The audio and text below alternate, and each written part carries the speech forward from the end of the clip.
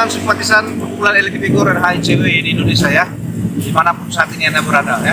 Salam pemberantasan dan pencegahan korupsi di Indonesia ya. Kali ini kita akan membahas berita korupsi dari Detik Sumut ya, Detik Sumut. Ini masih kejadian di sekitar Provinsi Sumatera Utara ya.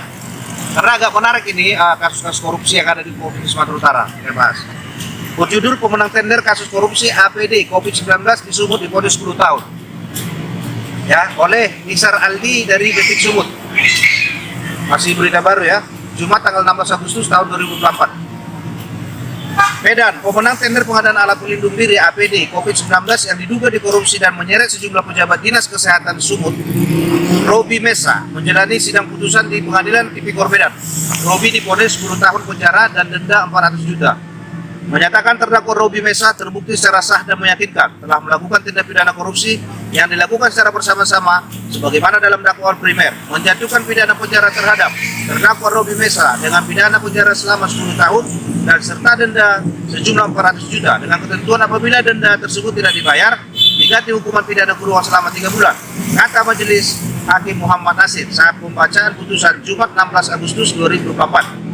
Selain itu, hakim juga menjatuhkan hukuman pidana tambahan kepada Alwi sebesar 15,8 miliar jika harta benda Alwi tidak mencukupi, maka diganti dengan hukuman pidana selama 4 tahun penjara. Ya, lumayan ya, cukup fantastis ya.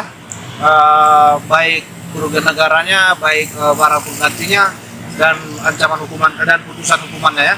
Kita perlu ajukan jempol ini kepada Hakim Tipikornya ini. Siapa namanya nih Hakim Tipikornya ini? Ketua Majelisnya Hakim Muhammad Nasir ya. Kami ucapkan kepada Muhammad Nasir, jempol untuk Anda ya. Jangan banyak korting-kortingnya untuk koruptor itu ya. Bila sudah terbukti, hukum seberat-beratnya. Apalagi ini pengadaan APD COVID ya. Kalau nggak salah itu di dalam Undang-Undang Tipikor di pasal 2 itu ada disebutkan ya, bisa diancam hukuman mati ya, karena dalam situasi tertentu ya. Jadi ini memang jaksa nggak menuntut hukuman mati, tapi sudah putusan hukumannya sudah cukup tinggi. Kami apresiasi ya.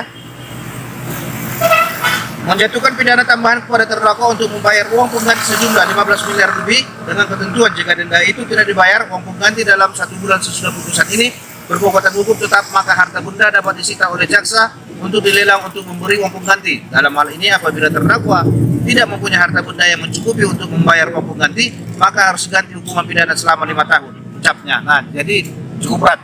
Ini perlu juga kami edukasi kepada masyarakat ya, karena di masyarakat itu ada yang tanda kutip ya, dalam tanda kutip yang awam hukum ya, ketika mendengar satu putusan misalnya dalam tindak pidana korupsi dikenakan 4 tahun, padahal dia tahu dalam pemberitaan sebelumnya dia tahu kerugian negaranya cukup banyak. Masyarakat bilang hanya sekian tahunnya padahal sekian miliar. Nah, itu perlu kami kasih tahu kepada masyarakat, maksudnya bukan itu ya. Kerugian negara itu yang sudah ditemukan itu tetap dia ganti ya, dengan bagaimana caranya, dengan menjual hartanya ya kan, dijual hartanya.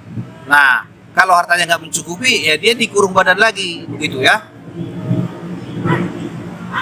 Menjatuhkan pidana terhadap Alwi Majahid Hasibuan berupa pidana penjara selama 20 tahun dikurang selama terdakwa berada dalam tahanan dan denda sebesar 500 juta subsidiar dalam 6 bulan kurungan, kata Daniel saat membacakan tuntutan Kamis 1 Agustus. JPU juga menuntut agar Robi membayar uang pengganti sebesar 17,2 miliar dari kerugian negara 24 miliar atau sesuai dengan uang yang diduga diterimanya. Harta benda Robi bahkan disita dan dilelang jika tidak sanggup membayar uang pengganti tersebut.